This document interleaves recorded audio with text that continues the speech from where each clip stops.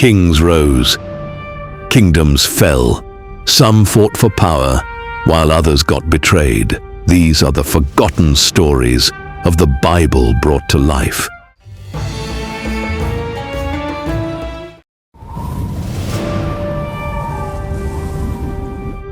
What could turn a 5-year-old prince into someone people wanted gone? This is Mephibosheth, a boy who lost his grandfather, his father, and the use of his own feet, all in one single afternoon. He grew up hiding, crippled, far from the throne he was born into. He believed he was worth nothing. Who am I? Why would you even bother looking at someone as worthless as I am? But what if the thing that made him feel worthless was only the beginning of the story?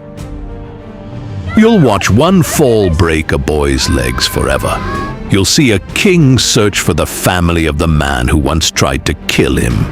You'll watch a broken man get everything he never had, then almost lose it all because of one lie. You'll hear him try to explain the truth with tears in his eyes. Stay until the end, because this story will teach you something big. Being forgotten by the world does not mean you are forgotten by God. If you've ever felt broken, left out, or like no one sees the good in you, this story is for you. Israel had just lost its king. Saul, the first king of Israel, had been killed in battle against the Philistines. 3 of his sons died beside him, including Jonathan. In a single day, the royal family had been torn apart, and the whole kingdom was thrown into confusion. Nobody knew what would happen next, but everyone knew that Israel would soon have a new king. There was one problem. Saul's family was still alive. In those days, when a new king took the throne, it was common for the old king's family to be hunted down and killed. It was a cruel way of making sure no one from the previous king's family could ever return and claim the throne. That meant every surviving member of Saul's family, Mephibosheth included, was now in terrible danger. News of the battle had already reached the royal palace. Fear spread through every room, and everyone realized the same terrifying thing. Staying inside the palace could mean death. His nurse understood exactly what was happening. She knew the little prince's life was now in terrible danger. Without wasting a single moment, she picked Mephibosheth up in her arms and hurried out of the palace. She did not stop to gather clothes, food, or anything else. Her only thought was getting the young boy as far away from the palace as possible before anyone came looking for Saul's family. As she rushed through the chaos, disaster struck. In the middle of her escape, she stumbled. No! Mephibosheth slipped from her arms and crashed hard onto the ground. The fall badly injured both of his feet. Even so, she could not stop. She quickly picked him up again and kept running until they were finally far away from the palace and out of immediate danger. Only then could she see how badly he had been hurt. There were no hospitals, no surgeons, and no doctors who could repair an injury like that. His nurse cared for him as best she could. Day after day she cleaned his wounds, looked after him, and hoped that with enough time his feet would heal. But they never did. Mephibosheth survived the fall, but he would never walk normally again. From that day forward, he was crippled in both feet. He could no longer run like other children. He could not fight like other men. Even walking from one place to another would often require someone else to help him. In a single afternoon, everything in his life had changed. Just hours earlier, he had been a prince living inside the royal palace, surrounded by servants and protected by the strongest family in Israel. Now, he was a crippled child, with no home, no king, and no kingdom. The accident would affect the rest of his life, leaving him dependent on others for many of the simplest things he would ever do. His nurse continued carrying him farther away from the palace until they reached a place where no one would think to look for Saul's grandson. She eventually brought him to a small town called Lo-debar, far from Jerusalem, where a man named Machir welcomed him into his home. Hidden far from the palace, Mephibosheth disappeared from the eyes of the kingdom. Years passed. Israel continued to face trouble as different men fought over who would rule the nation, but none of that fighting reached Mephibosheth. He remained hidden in Lo-debar, growing up far from the palace where he had been born. The little prince slowly became a man. He married, started a family of his own, and lived a quiet life, while the injury to his feet reminded him every day of the afternoon that had changed everything. As the years passed, almost everyone forgot that the grandson of King Saul was still alive. But one man never forgot. Before we continue, these videos takes hours and hours to make. Please like and subscribe and comment which country you're watching this from. Want to support the channel? Consider sending a super thanks. It truly helps us so much. David had made a promise long ago, and even now that he sat on the throne himself, that promise had never faded from his mind. Before Jonathan, Saul's son, died, David had promised that if he ever became king, he would always show kindness to Jonathan's family. Now, after all these years, David decided it was finally time to keep that promise. He turned to the men around him and asked, "Is there anyone still left from Saul's family?" David remembered a promise. David immediately called Ziba back into the room. Ziba had once been a servant in King Saul's household, so he knew exactly which land had belonged to Saul's family. David gave him a new command. Everything that had once belonged to Saul and his family would now belong to Mephibosheth. But David did not stop there. He also told Ziba, along with his 15 sons and 20 servants, to work that land for Mephibosheth. They would plant the crops, gather the harvest, and make sure Mephibosheth and his family always had enough food to live on. Mephibosheth himself would not have to work the fields or worry about providing for himself. Instead, David gave him an even greater honor. From that day forward, Mephibosheth would always eat at the king's own table. That meant far more than simply being invited to share a meal with David. Mephibosheth would now be treated like one of the king's own sons. Every day, he would sit at the same table as David and his family. He would eat the same food, receive the same care, and be shown the same respect as everyone else in the palace. A man who had spent years hiding in the small town of Lo-debar was now living inside the royal city. Ziba accepted the king's command, and from that day on, he and his family worked the land that belonged to Mephibosheth, bringing him everything it produced. Meanwhile, Mephibosheth left Lo-debar behind and moved to Jerusalem. The same city he had escaped from as a frightened little boy had now become his home once again. For the first time in many years, Mephibosheth no longer had to live in fear. Mephibosheth even had a young son named Micah, and together they were able to begin a new life. Every day, Mephibosheth sat at the king's table alongside David's own sons. Nobody looked down on him because he could not walk properly. The servants treated him with the same kindness and respect they showed the rest of the royal family. Many peaceful years passed before another tragedy struck Israel. A famine spread across the land and lasted for 3 long years, with no rain and no explanation for why the ground had turned against them. David prayed and asked the Lord why the famine would not end. God revealed that it was because of something King Saul had done many years earlier. To make things right, 7 of Saul's descendants would have to die. Mephibosheth belonged to Saul's family, so by human thinking, he should have been included. But David remembered the promise he had made to Jonathan and refused to hand him over. While other descendants of Saul lost their lives, Mephibosheth was spared once again because David remained faithful to his word. After that, many more peaceful years passed. Mephibosheth continued living in Jerusalem, eating at the king's table just as David had promised. After everything he had been through as a child, it must have seemed as though the hardest part of his life was finally over. But another storm was already beginning to grow. And this time, the danger would not come from Saul's family. It would come from David's own son. David's son, Absalom, slowly began turning the people against his father. Day after day, he stood at the city gate, welcoming anyone who came with a problem. He listened to their complaints, spoke kindly to them, and told them that if he were king, he would treat them much better than David ever had.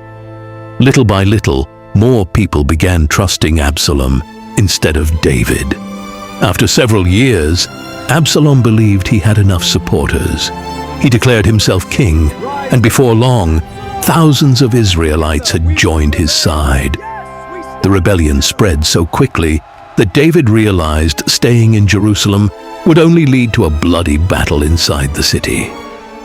Rather than let innocent people die, David gathered his family, his servants, and everyone who remained loyal to him. And together, they fled from Jerusalem. Mephibosheth wanted to leave with the king. He called for Ziba, the servant who looked after his land, and told him to saddle a donkey so he could ride with David. Mephibosheth waited, expecting Ziba to return at any moment, but the donkey never came.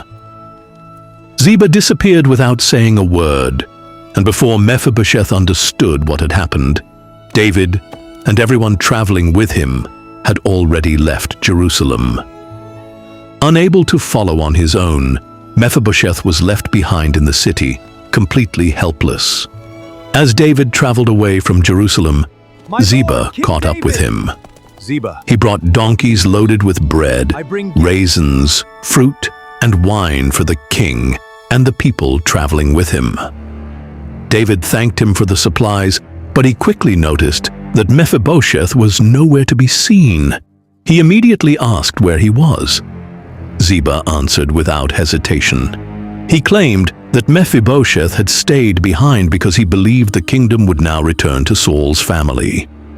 It was a shocking accusation. According to Ziba, the man David had welcomed into his own home had chosen to betray him at the very moment David needed his friends the most.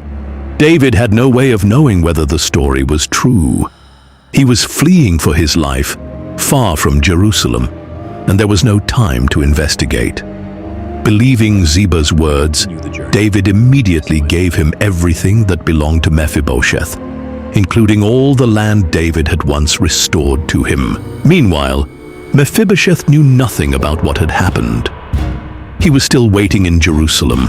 Weeks later, Absalom's rebellion came to an end when he was killed in battle, and David finally began returning to Jerusalem as king once again. People came out from every direction to welcome him home.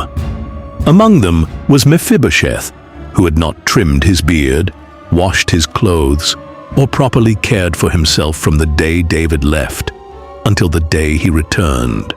Even before he spoke a single word, it was clear he had not spent those weeks celebrating David's troubles.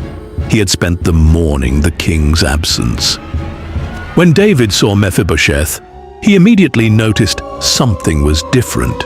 He did not look like a man who had been celebrating a new king. He looked like someone who had been mourning. Before David even asked a question, it was clear that something was not right. The king looked at him and asked, "Mephibosheth, why didn't you come with me?" Mephibosheth finally had the chance to explain what had really happened. He told David that because he was crippled, he could not travel on his own. He had asked Ziba to saddle a donkey for him so he could ride out of Jerusalem with the king. But instead of helping him, Ziba had left without him. Then he had gone to David and told lies about him. Mephibosheth reminded David that he had nowhere else to turn. He could not chase after the king on foot, and he could not defend himself while David was gone. Then, instead of demanding justice, he humbly placed the whole matter into David's hands. "My lord, the king is like an angel of God," he said. "Do whatever seems best to you. My whole family deserved nothing but death from you, yet you welcomed me to eat at your own table. I have no right to ask for anything more." David listened carefully. He knew only 2 men truly knew what had happened, and each one was telling a different story. There was no easy way to prove who was telling the truth, and no time to search for more evidence than the words already in front of him. After thinking about it, David made his decision. He ordered that the land should be divided between Ziba and Mephibosheth. It was a simple judgment that ended the argument, even if it did not answer every question. Mephibosheth accepted the king's decision without arguing. Then he said something that showed what had truly been in his heart all along. "Let Ziba keep it all," he replied. "My lord the king has returned home safely, and that is enough for me." Want to support the channel? Consider sending a super thanks. It truly helps us so much. He murdered my brother Asahel. Did you sleep with the king's wife? How dare you? Answer me! No, no, no! Please don't take my wife! Ah! This is the true story of one of the deadliest commanders in the Bible. Israel was surrounded by enemies, and war could break out at any time. At that time, Saul ruled Israel as king, but every king needed someone to command the army. Saul chose his own cousin, Abner, to lead Israel's soldiers into battle. Every war Saul fought, Abner planned it. Every council Saul held, Abner stood in it. During Saul's reign, Israel was at war with the Philistines. But the Philistines weren't normal soldiers. They were trained killers, powerful soldiers, and among them stood one terrifying weapon unlike anything Israel had ever faced before, a giant named Goliath. Before any battle, Abner walked the ranks himself, checking spear points, checking which units were under strength, deciding where each tribe's men would stand in the line. Then the Philistines lined up at Elah. The giant walked into the gap between the armies and shouted a challenge every morning. I defy the armies of Israel! Send me a man to fight! Nobody stepped forward. 40 days of the same shout, the same silence, the same soldiers staring at their feet, while Abner watched from the ranks with no answer to give his king. A shepherd boy named David did. He stepped forward and challenged the giant all by himself. King Saul was sitting at his throne with Abner by his side, watching the battle closely. Saul turned to Abner. "Whose son is this?" he asked. Abner didn't know. He had no report on the boy at all. Minutes later, the giant was dead. Abner walked out onto the field himself and brought the boy in front of Saul, past soldiers who moments earlier had been too frightened to step forward. His name was David. David rose fast after that, too fast. Saul's jealousy hardened into something dangerous, and Abner did what he'd always done. Saul had made his decision. David had to die. From that moment on, Abner became one of the men responsible for carrying out the king's orders. He organized the army, followed every report about David's whereabouts, and led Israel's soldiers wherever Saul believed David could be found. One night at Hachilah, Saul's army camped on a hillside. Abner slept close to the king, a spear planted beside Saul's head, a water jug within reach. By every measure, Abner knew the camp was secure. Nobody noticed David walk in. He came down from the ridge, moved past every sleeping guard, stood over Saul, and left again without anybody noticing him, carrying the spear and the jug with him. At dawn, David stood on a distant hillside across the ravine, safely beyond the army's reach. He called out to Abner, "Who guards the king?" Then he held up Saul's missing spear. Abner needed no answer. The spear was proof that David had entered the camp, reached the sleeping king, and escaped without anyone stopping him. Before Saul's men could reach him, David turned and disappeared into the wilderness. Abner kept commanding anyway. Saul kept chasing David anyway. Nothing changed.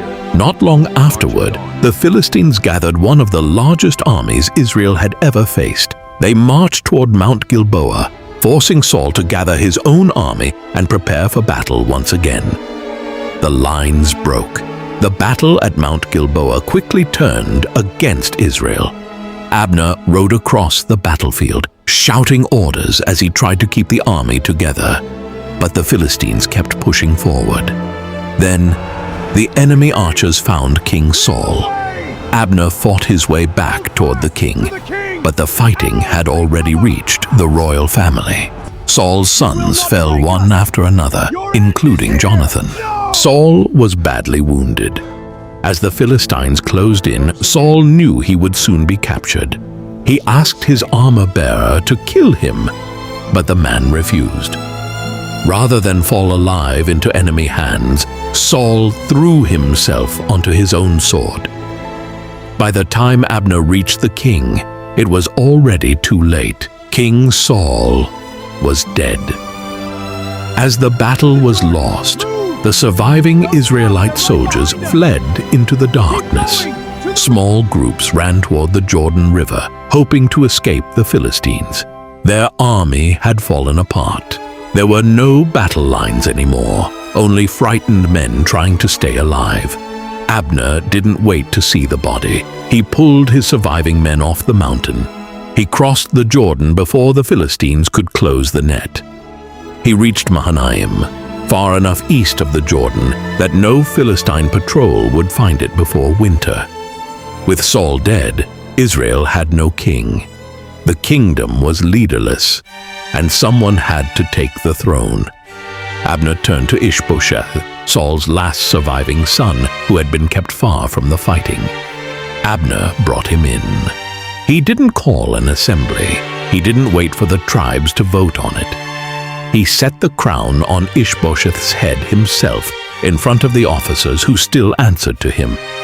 The soldiers followed because Abner told them to follow. Ishbosheth became king, but he was not a strong ruler.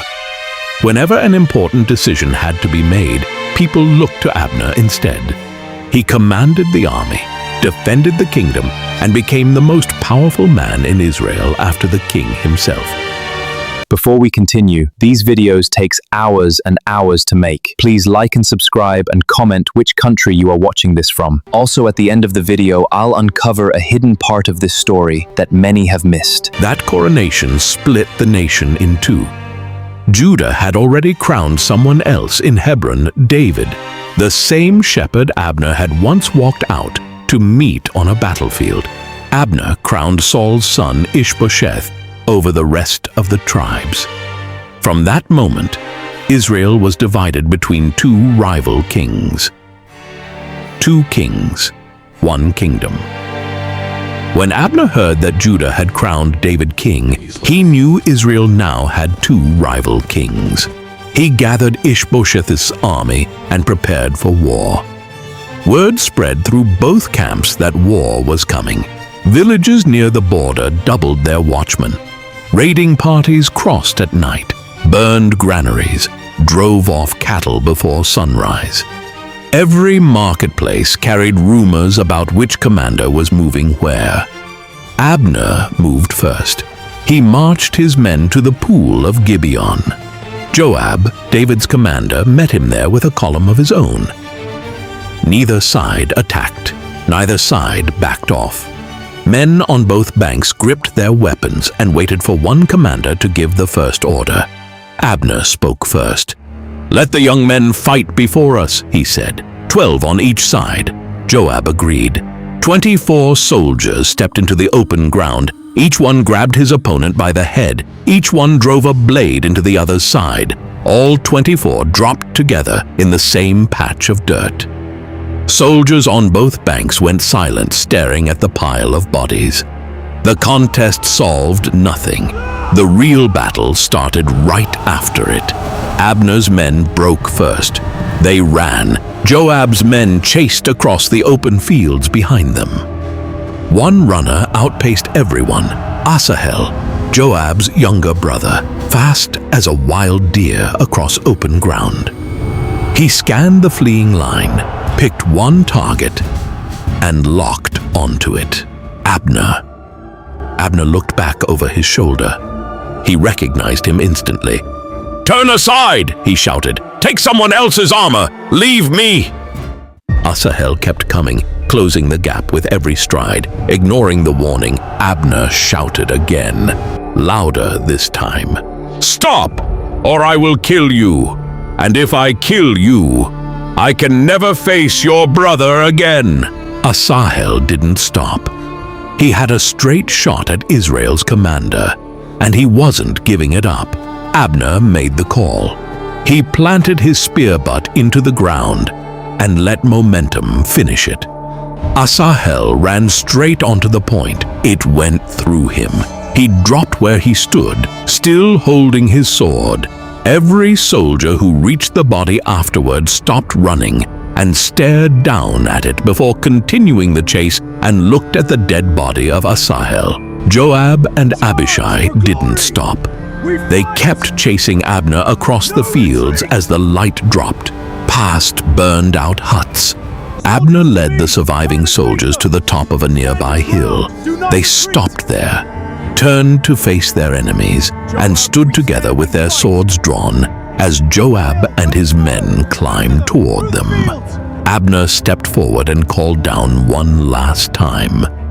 "Must the sword keep destroying our people forever? Look how bitter the next day will become. We are chasing our own brothers." Joab waited for a moment. Then he raised a trumpet and blew it. The chase ended. Both sides turned home carrying their dead.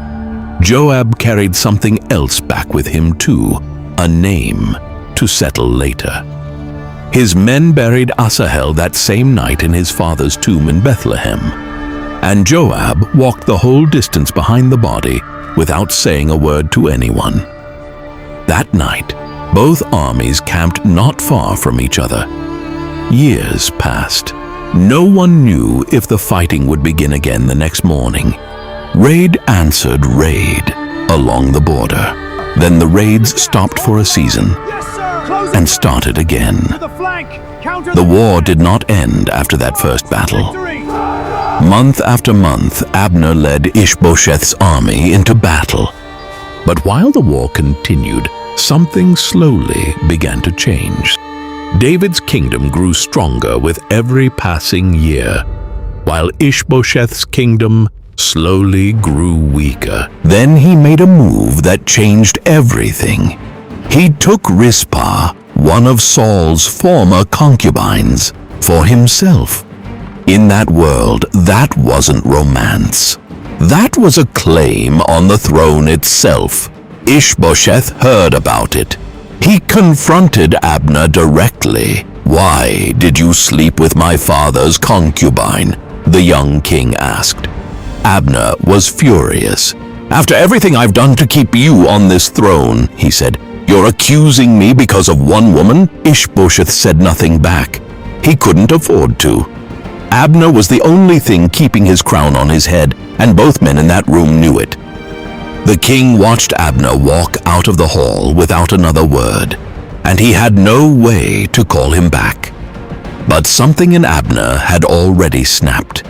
He decided right there he would tear the kingdom away from Saul's house himself and hand it to David.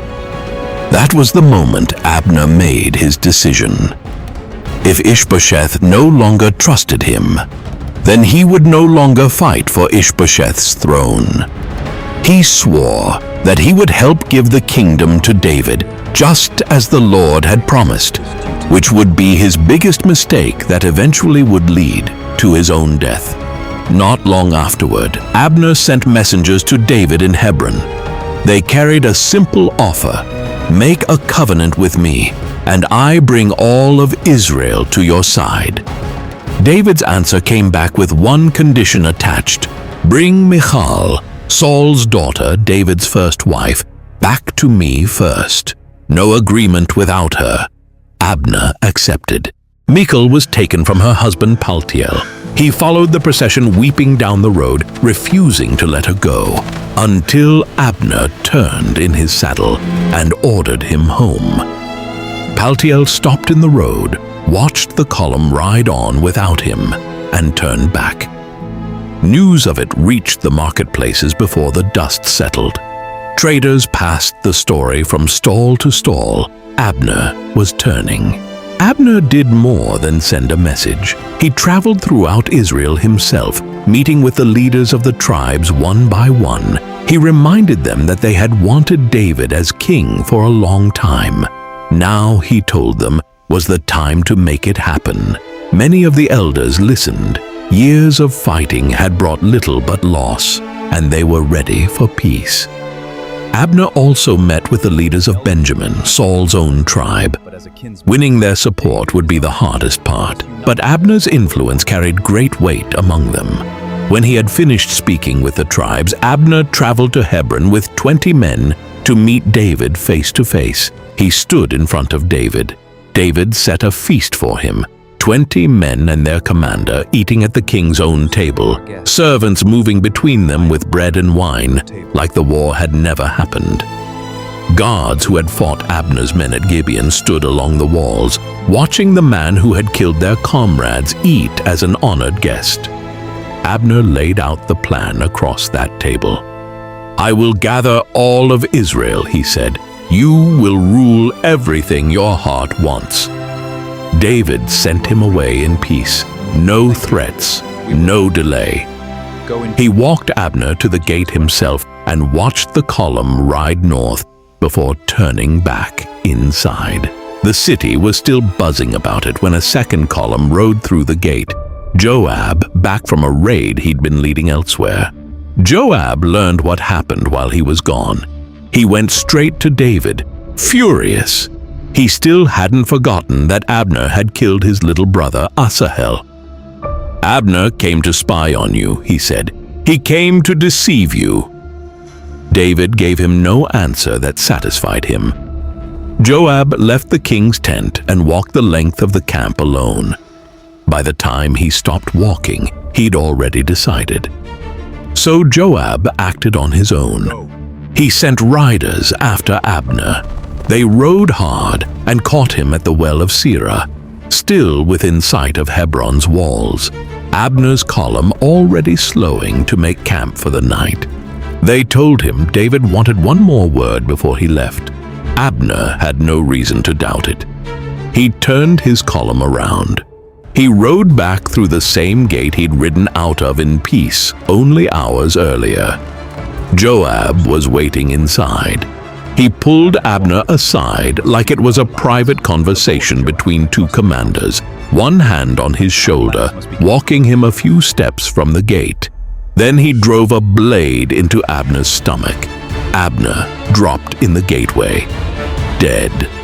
Killed for Asahel's blood, killed by the brother of the man he'd warned twice to turn aside. Word reached David before sunset. David was devastated. David publicly declared that he was innocent of Abner's death. He placed the blame entirely on Joab and pronounced a curse on Joab's family for what they had done. "May it never leave Joab's house," David said. "Not a man who limps, not a man who falls by the sword, not a man who goes hungry." He ordered Joab and every man with him to tear their clothes, put on sackcloth, and walk in mourning in front of the body through the streets of Hebron. David personally walked behind Abner's funeral procession until they reached the grave. At Abner's grave, David wept openly. He mourned the death of a man who had not deserved to die that way, and everyone there wept with him. The people came and urged him to eat something before nightfall, the custom after a burial. David refused. He swore publicly he wouldn't touch food until the sun went down, no matter who asked him. The people noticed. Their king had wanted no part in this killing, and he was making certain every person in Hebron understood that before the day ended. A woman carefully picked up a huge stone and threw it down the tower. Then suddenly, the most evil leader in Israel was hit by the stone. How did the man who burned down a city, slaughtered 70 of his own brothers, and ruled as king, suddenly get killed by a kitchen tool? To understand this, we must go back to the story of Abimelech. Gideon had many sons. He married several wives, and together they gave him 70 sons. But Gideon had one more son, born to a woman who was not his wife. She was a concubine who lived in the city of Shechem. Gideon named that son Abimelech. Gideon eventually died and was buried in his father's tomb.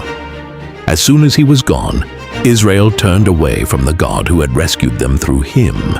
But nobody knew that one day Abimelech would stand alone against his 70 half-brothers. The people went back to worshipping false gods, especially one called Baal-berith, whose temple stood in the city of Shechem. Abimelech was different from his 70 half-brothers in one important way. He had grown up in Shechem with his mother's family, instead of living with the rest of Gideon's sons. He noticed this difference and saw a chance to use it for himself. Abimelech went to his mother's relatives in Shechem and spoke with them. He told them to ask the leaders of the city an important question for him. Which was better, he asked them to say, to be ruled by all 70 sons of Gideon together, or to be ruled by one man alone, someone who already belonged to them by blood. The relatives carried this question through the streets of Shechem until every leading man in the city had heard it. Abimelech's point was simple and effective. He was theirs, his brothers were not. Some of the men debated the matter among themselves before answering. 70 sons of Gideon meant 70 different households competing for influence over Shechem. 70 different men who might one day demand tribute or loyalty from the city. Abimelech told the leaders of Shechem that it would be better for one man to rule them instead of all 70 sons of Gideon. He reminded them that he was their own relative through his mother. The leaders listened and decided to support Abimelech. They chose him over his brothers and gave him silver from the temple of Baal-berith to help him take power. But Abimelech did not use that silver to become a good leader. He used it to hire reckless and violent men who would follow him and do whatever he commanded. Abimelech took that silver straight to men known for being reckless and violent, men with nothing to lose, and paid them to follow him without asking what the plan was. They did not need to know the details.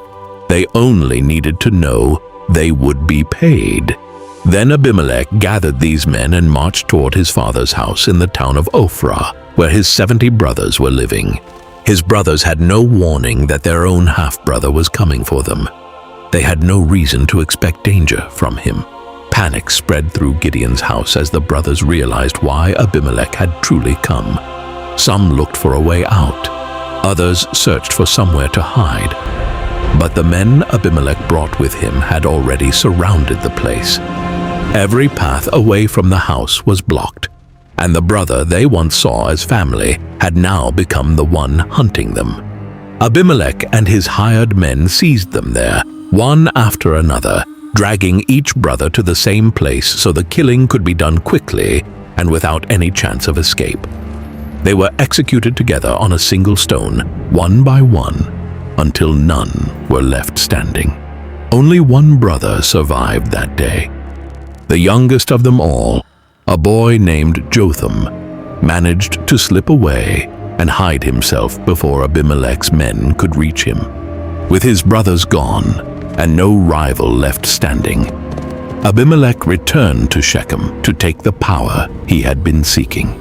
The leaders of the city gathered with the people from a nearby fortress at a great tree beside a stone pillar, a place used for important events, and there they made him king. No one in the crowd defended the brothers who had been killed.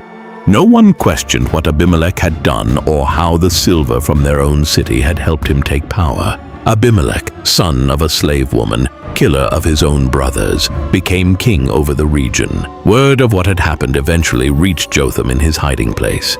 He learned that Abimelech had been crowned, that the city that helped murder his brothers was now celebrating its new king. He did not stay hidden. He climbed to the top of Mount Gerizim, a place where his voice could carry down into the city below, and he called out to the men of Shechem. He told them to listen to him if they wanted God to listen to them. Then he told them a story. The trees, he said, once went out together to anoint a king for themselves. These videos takes hours and hours to make. If you could, please like and subscribe and comment which country you are watching this from. They came first to the olive tree and asked it to rule over them. The olive tree refused. It said it would not give up producing the oil that honored both God and men, just to sway back and forth over the other trees all day. They went next to the fig tree and made the same offer. The fig tree refused as well, saying it would not give up its sweetness and its good fruit for that kind of position. They went to the vine after that. The vine gave the same kind of answer, refusing to give up the wine that brought joy to both God and men, just to rule over trees that offered nothing useful in return.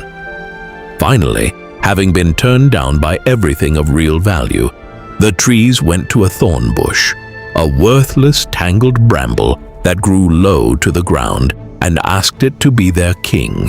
None of the trees that actually produced anything worthwhile had wanted the position. Only the bramble, which produced nothing at all, was eager to accept it. The bramble agreed immediately, but it added a warning of its own.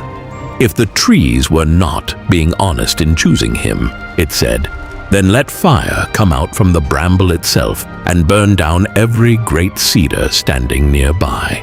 Jotham stopped the story there and spoke plainly to the men listening below him. His father Gideon had risked his own life fighting for them, saving them from enemies who would have destroyed them completely. In return for that, they had turned on his family, killed 70 of his sons together on a single stone, and crowned the son of a slave woman as king simply because he happened to be their relative.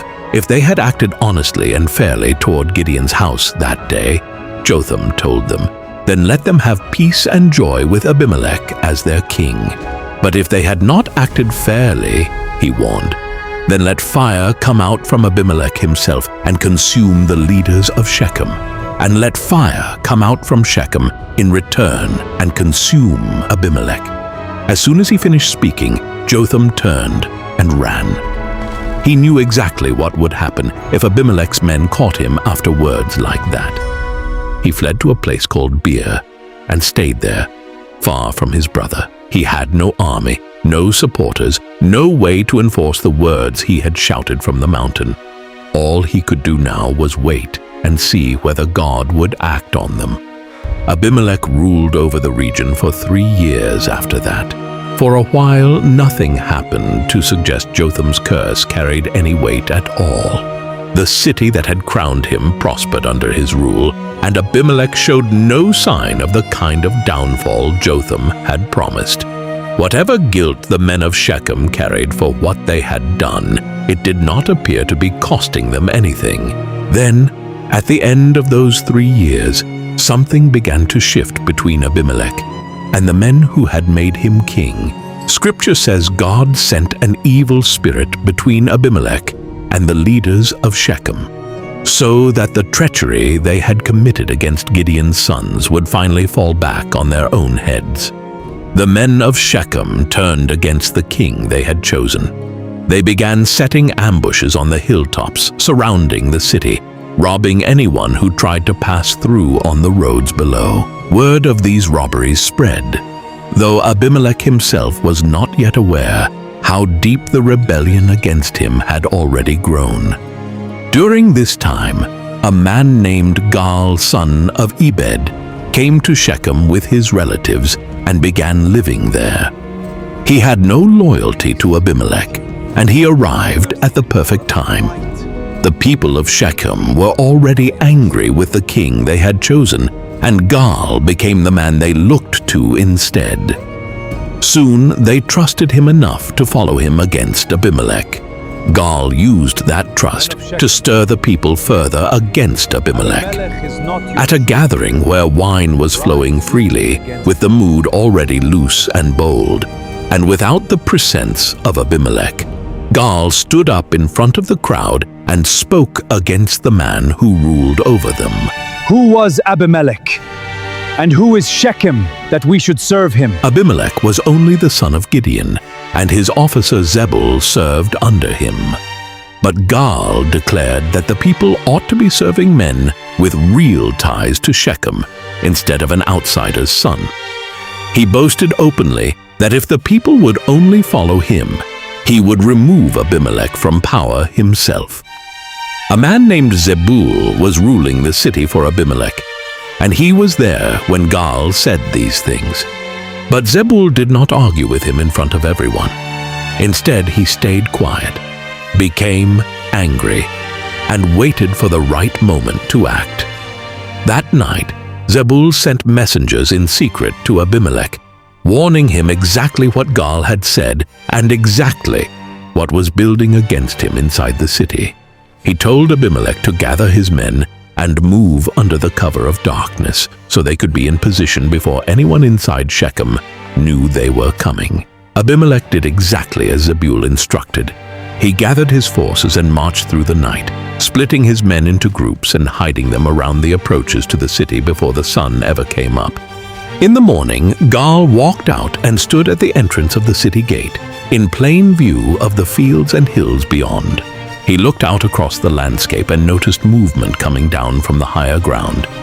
He turned to Zebul, who was standing near him, and said he saw people coming down from the tops of the mountains. Zebul answered calmly that Gaal was only seeing the shadows the mountains cast, nothing more.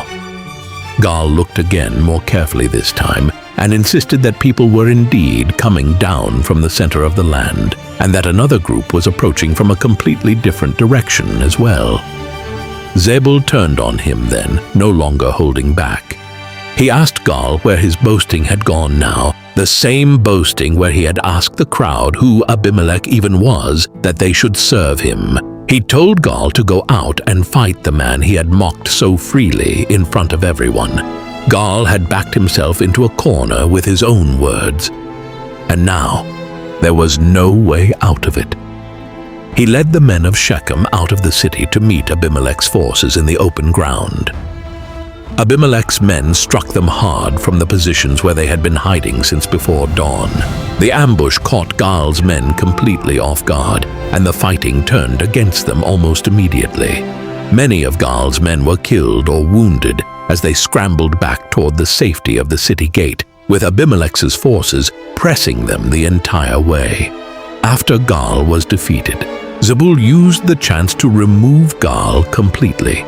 He forced Gaal and his relatives to leave Shechem and would not allow them to stay in the city anymore.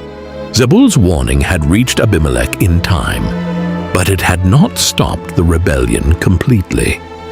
Word of Gaal's defeat spread through Shechem, and the city braced for whatever Abimelech intended to do next. The following day, the people of Shechem went out to work in their fields as usual, with no idea that Abimelech was far from finished with them. Abimelech split his forces into several groups and set an ambush across the open fields surrounding the city. When the people came out to work, his men attacked them directly, while Abimelech himself led another group straight at the city gate to cut off any chance of retreat back inside. The fighting continued through the whole day without stopping.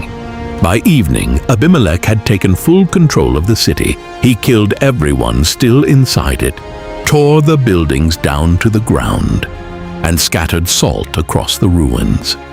A sign meant to declare that nothing would ever be built there again. Some of the people of Shechem, hearing what was happening to their city, ran instead to a strong tower attached to their temple and sealed themselves inside, hoping the thick walls would keep them safe. Word reached Abimelech that they had gathered there, refusing to come out. He led his men up a nearby mountain and ordered them to cut branches down from the trees. Each man carried a bundle of branches back toward the tower, and Abimelech himself carried a bundle on his own shoulder. They stacked the branches high against the base of the tower and set the whole pile on fire. The people trapped inside had nowhere left to run. The same walls that were supposed to keep them safe now trapped them with the flames. Everyone sheltering inside died that day. Roughly 1,000 men and women together, burned alive in the very place they had believed would protect them. Shechem was gone completely. But Abimelech did not stop there. He marched next toward a city called Thebes, laid siege to it, and captured the city itself without much difficulty. The people who lived there ran to a strong tower inside the city, the same way the people of Shechem had run to their temple and sealed themselves inside it. They barred the door behind them and climbed to the roof, watching the army gather below and waiting to see what Abimelech would do next. Abimelech gave the order to surround the tower completely, cutting off any chance the people inside had of slipping out unseen. His men took their positions around the base, and the city that had once belonged to Thebes now belonged entirely to him, except for this one last stronghold. Then he approached the tower himself, intending to burn it down exactly the way he had burned the last one. He carried fire toward the entrance, confident this would end the same way it always had, the same tactic that had already destroyed an entire city once before. He came close to the door of the tower, close enough to set it alight. A woman standing above him on the tower looked down and saw him approaching. She had no soldiers beside her, no weapon meant for battle. She had only what was within reach on the roof of that tower. She picked up an upper millstone, a heavy piece of stone normally used for grinding grain, and dropped it straight down from the tower onto his head below. The stone crushed his skull on impact. Abimelech did not die right away. He was still able to speak, and he called out quickly to the young man who carried his weapons for him. He told the young man to draw his sword and finish him. He did not want it said afterward that a woman had been the one to kill him. The young man drove the sword into him as instructed, and Abimelech died there at the base of the tower. When Abimelech's men saw that he was dead, they did not keep fighting. Each man simply turned and went back to his own home. And the war ended as quickly as it had started. The walls of Jericho fell, and they fell hard. Its people were murdered and slaughtered. Nobody stood any chance against the Israelites. Yet in the middle of all that destruction, one woman and her entire family walked away alive. To understand how she survived the Israelite attack, we must go back to Rahab's story. The story takes place inside the great fortress city of Jericho. A woman named Rahab lived there, surrounded by massive stone walls so thick that houses were built inside them. Rahab ran an inn near the city gate, but she was not a woman of wealth, honor, or status. Many people in Jericho hated her. They despised her, mocked her, and judged her because of the life she lived. Rahab was a prostitute. She had no husband and earned her living from the men who came to her house. Her father and brothers lived elsewhere in Jericho, but they could do nothing to change the way people looked at her. But her house had one thing no other house in Jericho had: a window built into the outer wall itself, high above the ground outside. Joshua, the leader of Israel, had been given command after Moses died. The Lord had told him, "No one will be able to stand against you all the days of your life." Before the Israelites could enter the promised land God had given them, they first had to conquer one mighty city, Jericho. So before marching against it, Joshua sent 2 men across the Jordan to scout the city in secret. The 2 spies crossed the river under cover of evening. By the time they reached the city, the 2 men joined the line, keeping their heads down, and no one at the gate gave them a second look. Once inside, they moved through streets crowded with closing market stalls, past traders calling out final prices before nightfall. until they reached the one house where two strangers could spend the night without raising suspicion.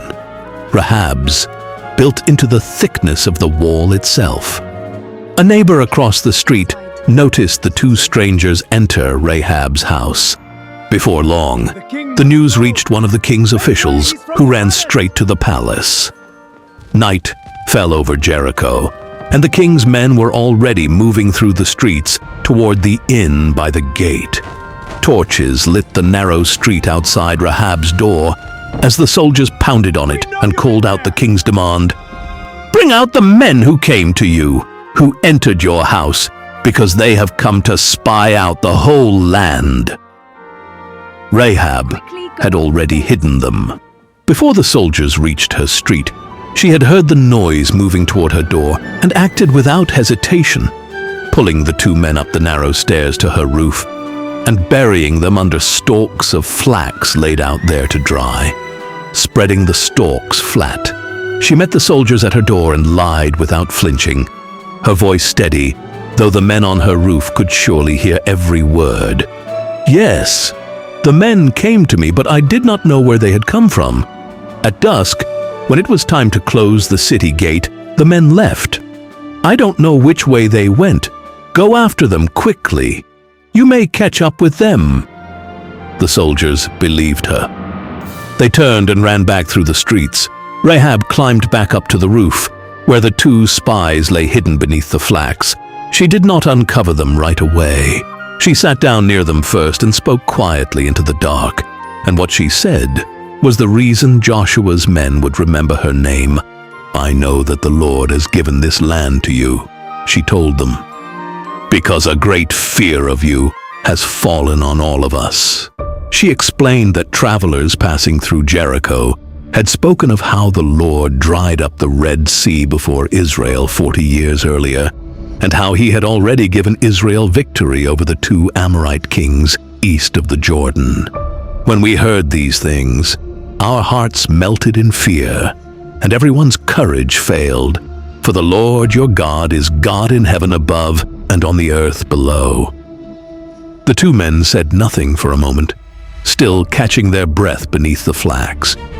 They had expected to be hidden by a stranger buying her own safety, not addressed by a woman who spoke of their God as though she already believed in him more surely than they did. One of the spies finally asked her, quietly, why a woman of Jericho would risk her life for a people who had come to destroy her city. Rahab did not answer with a long explanation. She only said that she had heard enough, for long enough. Merchants talking in her own inn, soldiers muttering on the wall, rumors passed from house to house for weeks, to know which way the coming battle would end, and that she would rather stand with the God who had done such things than die defending a wall he had already judged. She did not wait for them to respond further. She pressed on because she knew the soldiers who had just left her door would return once they found no trace of two men on the road to the Jordan. "Now then," she said, "please swear to me by the Lord that you will show kindness to my family, because I have shown kindness to you." Her voice did not break, but the weight of what she was asking was plain in every word. A father who had never left Jericho. A mother who still believed the city's walls would hold. Brothers who knew nothing yet of the danger their sister had already stepped into on their behalf.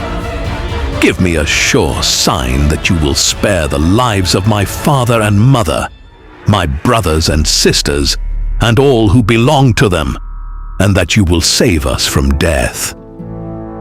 The two men answered with an oath, speaking quietly, as they knew they could not stay on the roof much longer. "Our lives for your lives," they told her. "If you don't tell anyone what we are doing, we will treat you kindly and faithfully when the Lord gives us the land." Rahab had risked everything by protecting them, trusting two strangers with her own future and the lives of her family. Now the spies gave her their word that when Israel came to Jericho, they would keep their promise and spare everyone inside her house. Before we continue, these videos takes hours and hours to make. Please like and subscribe and comment which country you are watching this from. Want to support the channel? Consider sending a super thanks. It truly helps the channel grow. Rahab led the two spies to the window built into the city wall. She tied a strong rope in place and carefully lowered it over the edge. One by one, the spies climbed down until they safely reached the ground outside the city. Before they left, Rahab gave them one last warning. Go to the hills so the men searching for you will not find you. Stay hidden there for 3 days until they return, and then continue on your way. Before leaving, the spies gave Rahab one final instruction. The promise we made to you will only stand if, when we return to take the city, you tie this scarlet cord in the same window you used to let us down. Bring your father, your mother, your brothers, and everyone in your family into your house. If anyone leaves the house and goes out into the street, we will not be responsible for what happens to them. But if everyone stays inside, we promise to protect them. And if you tell anyone about our mission, our promise to you will no longer apply. Agreed, Rahab replied. Let it be as you say. She watched from the window as the two spies hurried away into the darkness toward the hills until they were no longer in sight. Then, before dawn broke over Jericho, she tied the scarlet cord in her window. It stood out against the gray stone wall, marking her house with the sign of the promise she had been given. And she left it there, waiting for the day the Israelites would return. The spies did exactly as Rahab had told them. They hid in the hills for 3 days while the soldiers of Jericho searched the roads leading to the Jordan River, but they could not find them. On the 3rd day, the soldiers returned to the city empty-handed. Only then did the two spies leave their hiding place, cross the Jordan River, and return to Joshua's camp.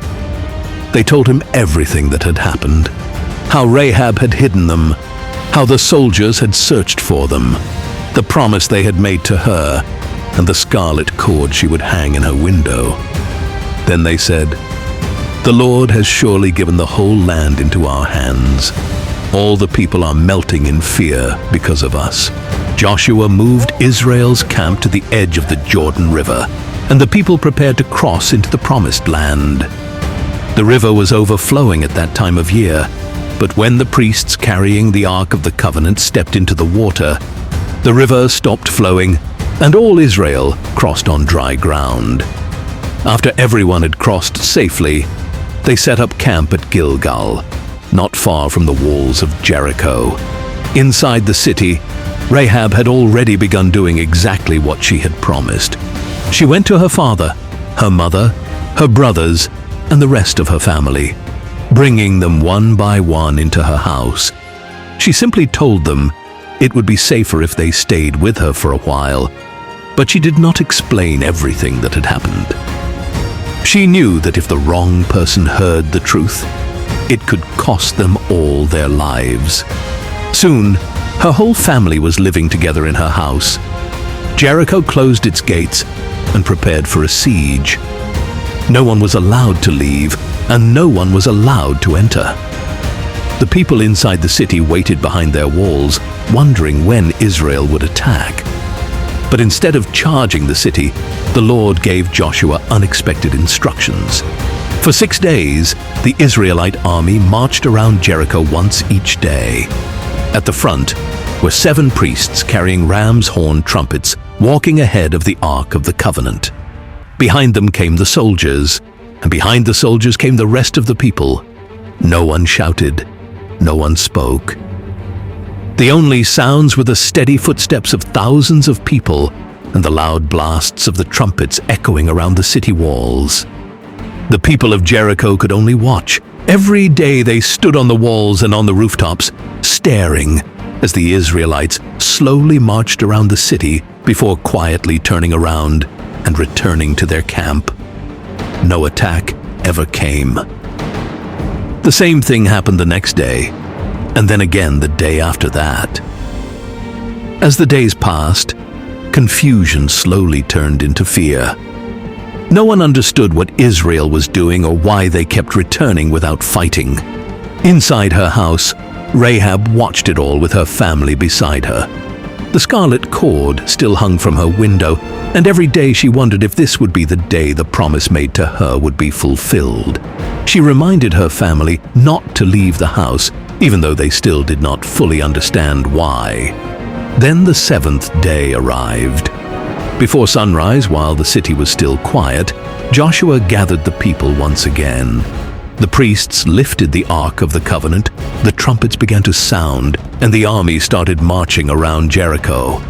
They marched around the city once, then twice, then a third time.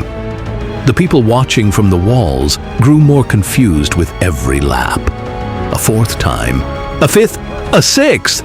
Never before had the Israelites marched around the city so many times. Then they began the seventh and final trip around the walls.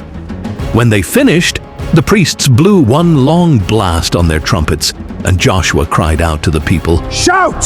For the Lord has given you the city! The moment the people shouted, the walls of Jericho came crashing down. Stones and dust filled the air as the mighty walls that had protected the city for so many years collapsed all around them. Inside her house, Rahab held her family close. They could hear the noise outside, but no one moved from the house. The scarlet cord still hung from the window, just as the spies had told her. Joshua had already given a special command to the two spies before the battle began. Go to the prostitute's house and bring her out, along with everyone who belongs to her. Keep the promise you made to her. As the Israelite army rushed into the city, the two spies did not follow the other soldiers. Instead, they ran straight toward Rahab's house, searching for the scarlet cord hanging from the window. They found the house exactly where they remembered it. Rahab was still inside with her father, her mother, her brothers, and the rest of her family. They led them safely through the broken walls of Jericho and away from the fighting that had begun throughout the city. Joshua had promised that everyone inside Rahab's house would be spared, and the spies were determined to keep that promise. They took the family to a safe place outside the camp of Israel, far from the destruction that was about to cover the city. From a distance, Rahab and her family watched the battle unfold. The city, where they had lived their entire lives, was being destroyed before their eyes. The streets they had walked through, the houses they had known, and the great walls that had once made Jericho seem impossible to conquer were now nothing but broken stone and rising dust. Israel devoted the city to destruction, just as the Lord had commanded. Soon fires began spreading from house to house, until thick smoke rose high into the sky. Everything in Jericho was destroyed except the silver, the gold, and the articles made of bronze and iron, which were taken and placed in the treasury of the Lord. By the end of the day, the mighty city of Jericho was gone. Joshua kept the promise that had been made to Rahab. She and her whole family were spared because she had hidden the two spies when they came to the city. After the battle, they were welcomed among the people of Israel and given a place to live with them. For Rahab, everything had changed. She had lost the only city she had ever known, but she and her family had been given a new home among God's people. The Bible says that Rahab lived among the Israelites from that day forward because she had hidden the spies Joshua had sent to Jericho.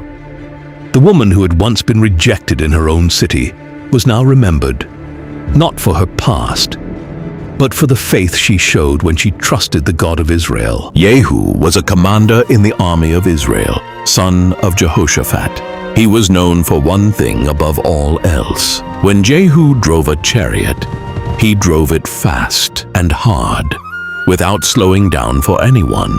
At this time, Israel was ruled by the family of Ahab, a family that had led the nation far away from God. For years, the wife of King Ahab, Jezebel, had spread the worship of Baal across the land, and had even hunted the prophets of the Lord who stood against her. Because of their evil, God sent the prophet Elijah with a warning. One day, Ahab's family would lose their power, and Jezebel's actions would not go unpunished. Years passed, but the judgment had not happened yet. During all of this, Jehu was simply a commander in Israel's army. He followed orders, fought battles, and served the kingdom without knowing that he would be the man chosen to carry out God's judgment. War broke out between Israel and a rival kingdom to the east. Joram rode out with his army and fought hard, but he was wounded in the fighting, an injury bad enough that he could not stay on the field.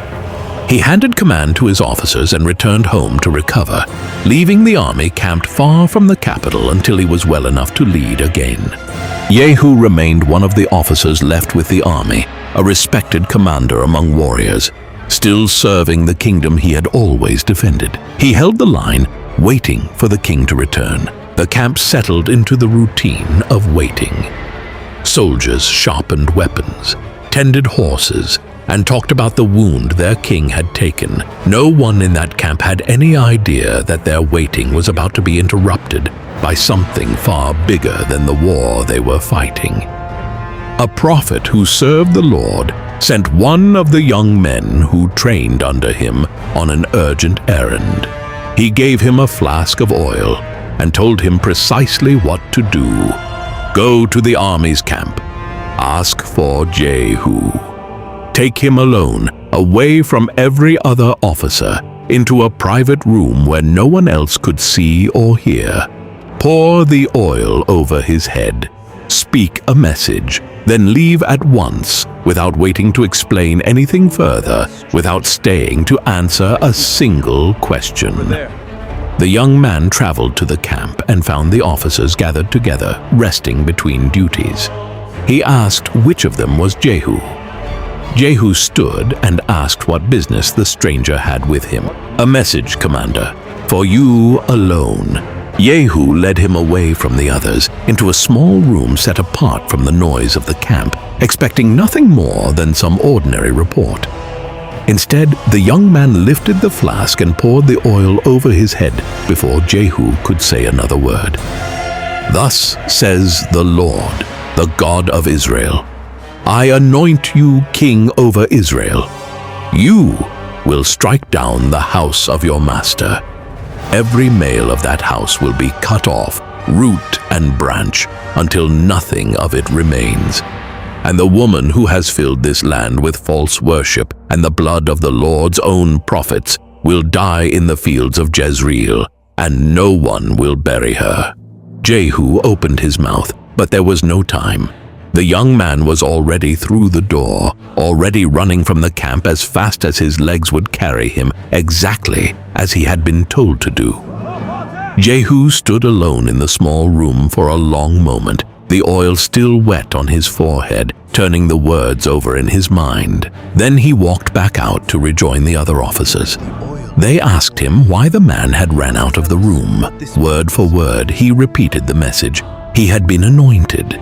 He was now king over Israel, and he had been commanded to tear down the ruling family from its foundation. For a moment, none of them moved.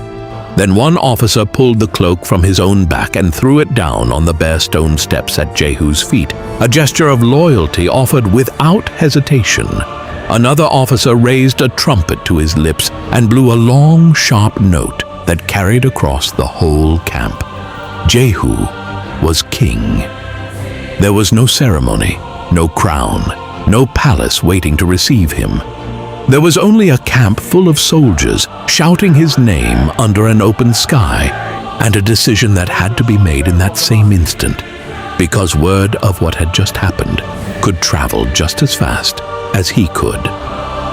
Jehu turned to the men closest to him and gave his first order as king. No one was to leave this camp. No rider, no messenger, no one at all was to slip away and carry word ahead of him to warn the palace. If Ahab's family discovered Jehu's plan before he arrived, they would have time to escape, prepare their soldiers, and protect themselves. Jehu knew he could not give them that chance. He had to move quickly before anyone knew what was coming. He climbed into his chariot, gathered his officers around him, and gave the command to ride. He drove the way he always drove, hard and fast, faster than a normal messenger would dare, faster than anyone expected a company that size to move. Far ahead, in the city where the king had gone to recover from his wound, a man stood watch on top of a tower, as he did every day, scanning the road that led into the city. That afternoon, he saw something unusual, a rising cloud of dust, far in the distance, moving quickly, far too quickly for an ordinary caravan or a lone traveler. He called down to report a company approaching. King Joram was recovering in the palace when he saw Jehu and his men coming toward the city. He did not know why Jehu was coming, so he sent a messenger on a horse to meet him. The messenger had one question. Was Jehu coming in peace, or was something wrong? Jehu did not answer the messenger's question. Instead, he told the man to turn around and follow him. He did this so the messenger could not return to the palace and warn King Joram about what was coming. From the tower, the watchman reported what he saw. The messenger had reached the company, but he was not returning. A second rider was sent out with the same question, and the same thing happened. He reached them and simply disappeared into the moving column, never turning back toward the city. The watchman studied the company a while longer, and then he called down something that changed everything. He recognized the driving itself, the reckless, relentless pace of it. This was no ordinary rider. This was the way Jehu drove a chariot, and he was driving now like a man who could not be stopped. These videos takes hours and hours to make. If you could, please like and subscribe and comment which country you are watching this from. Even after the messengers did not return, King Joram still did not understand the danger coming toward him. He ordered his chariot to be prepared and went out himself to meet Jehu. Amaziah, the king of Judah, who was visiting him at the time, went with him. The two kings rode out expecting a conversation, not realizing that Jehu had come to bring an end to Ahab's family. They met Jehu's company in an open field, land that had a long and bitter history attached to it. The king Joram called out to Jehu across the distance, asking once more if this was peace. Jehu's answer came without hesitation. There can be no peace in the house of Ahab. There can be no peace with Ahab's family. Jezebel's influence must be destroyed. At that moment, King Joram realized what was happening. He quickly turned his chariot around and warned King Ahaziah, who was beside him. But it was already too late. Jehu grabbed his bow, aimed at the fleeing king, and released the arrow. It struck Joram between his shoulders, went through his heart, and he fell inside his chariot. Jehu turned to the officer riding beside him and gave an order. "Take the body," he said, "and throw it onto this same ground, because years ago, on this very spot, a judgment had been spoken against this house for the blood of an innocent man, and that judgment was now at last being carried out to the letter." The visiting king from Judah saw what had happened and turned his own chariot to flee. Jehu gave the order to chase him down as well, and his men struck him on the road as he tried to escape. Badly wounded, he managed to travel some distance further before he finally died, and his own servants carried his body home for burial. Two rulers were dead within moments, and Jehu had not yet even passed through the gates of the city he was riding toward. He turned his chariot forward again, toward the palace itself, where the most dangerous figure, Jezebel, connected to that entire ruling family, was waiting for him, whether she knew it yet or not. She did know. Word had already reached her that her son was dead, and word had already reached her about who was coming next. She did not run. She did not bar the doors or call for extra guards. Instead, she went to her chamber, carefully painted her eyes, arranged her hair, and returned to a window that looked out over the main gate, choosing to meet her enemy with her head held high rather than hide from him like someone with something to fear. When Jehu's chariot rolled through the gate below, she leaned out and called down to him. Jehu did not look up at her and answer directly. Instead, he called out a question of his own, aimed not at her, but at anyone standing near her. Who is on my side? A pause followed. Then 2 or 3 servants leaned out from the window beside her, having made their choice. Jehu gave a single command, "Throw her down!" They did exactly that. Her body struck the stones below and the ground beyond them, and in the chaos that followed, the horses trampled over where she had fallen, leaving little behind that still resembled a queen. Jehu walked into the palace afterward and sat down to eat and drink, entirely unbothered by what had just happened outside those walls, as though he had simply finished a piece of ordinary business. Later, once his meal was finished, he gave instructions for her body to be gathered and buried properly, reasoning aloud that whatever she had done, she had still been born into a royal family and deserved that much respect. But when the men went out to carry out that order, they found almost nothing left to bury. Wild dogs had already come and gone, leaving behind only a skull 2 feet and the palms of 2 hands, scattered across the ground exactly where she had fallen, fulfilling a warning that had been spoken about her fate long before Jehu was ever anointed. Even after this, Jehu's mission was not finished. Many members of Ahab's family were still alive in the capital, and any one of them could one day gather supporters and try to take back the throne from Jehu. Jehu sent letters to the leaders of the city to test their loyalty. He told them that they had soldiers, chariots, weapons, and a protected city. If they still wanted to defend Ahab's family, they should choose one of his sons, make him king, and prepare to fight Jehu. When the leaders of the city read Jehu's letter, they became afraid. They knew Jehu had already defeated 2 kings, and they believed they had no chance of stopping him. Instead of fighting, they sent a message back saying they would obey him. They would not choose another king from Ahab's family, and they would do whatever Jehu commanded. Then Jehu sent them a second letter. He told them that if they were truly on his side, they had to prove it by removing the remaining sons of Ahab's family. The leaders obeyed Jehu's command. The royal sons were killed, and their heads were brought to Jehu in baskets. When Jehu heard they had arrived, he ordered them to be placed at the entrance of the city gate until morning, showing everyone that Ahab's dynasty had come to an end. When morning came, Jehu stood before the gathered crowd and spoke plainly. He admitted openly that he himself had killed King Joram. But Jehu reminded the people that he was not the one who killed those sons. The leaders of their own city had made that choice and carried out the command. Then Jehu told them that everything God had spoken years earlier about the destruction of Ahab's family was now being fulfilled. After this, Jehu continued removing everyone who was still connected to Ahab's family. He went after the officials, close supporters, and those who had helped keep their power until Ahab's house in Israel was completely removed.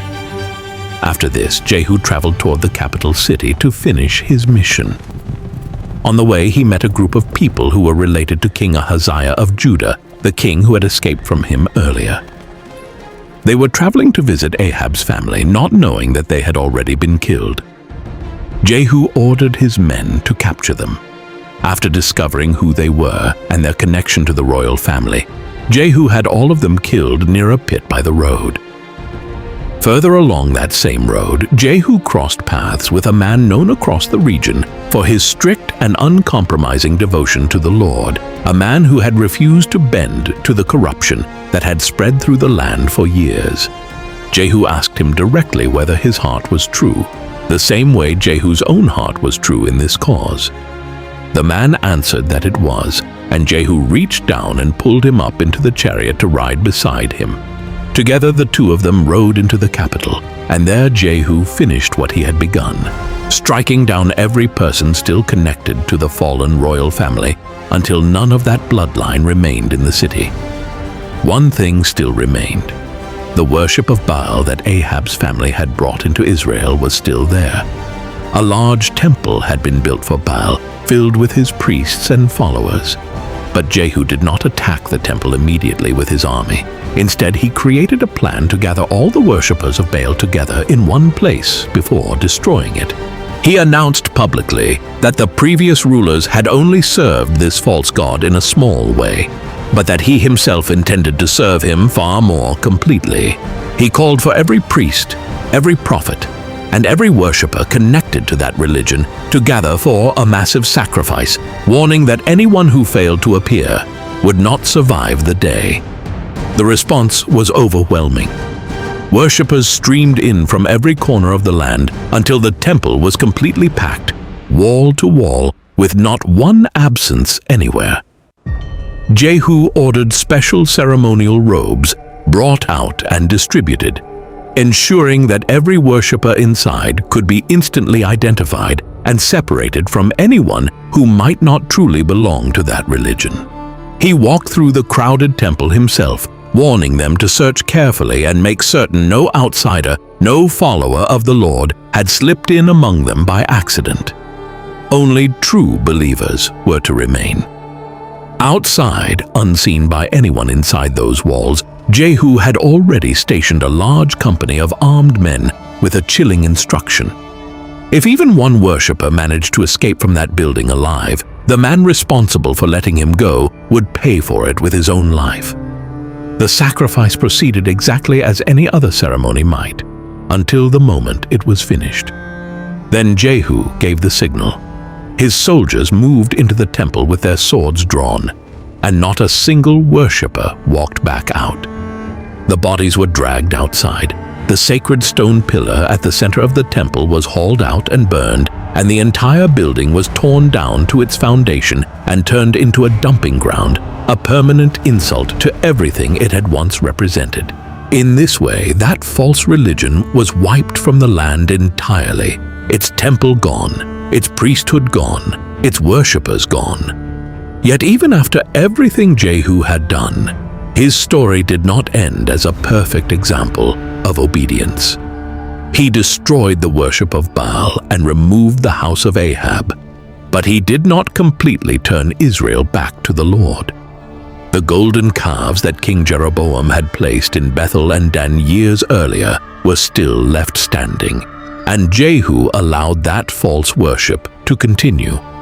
Jehu had obeyed God's command against Ahab's family, but Scripture says he was not careful to follow the law of the Lord with all his heart. Still, what he had done was acknowledged. A message came to him declaring that because he had carried out everything asked of him against that fallen royal house, his own descendants would hold the throne for 4 generations to come, a promise granted to no other family that had ruled that kingdom before him.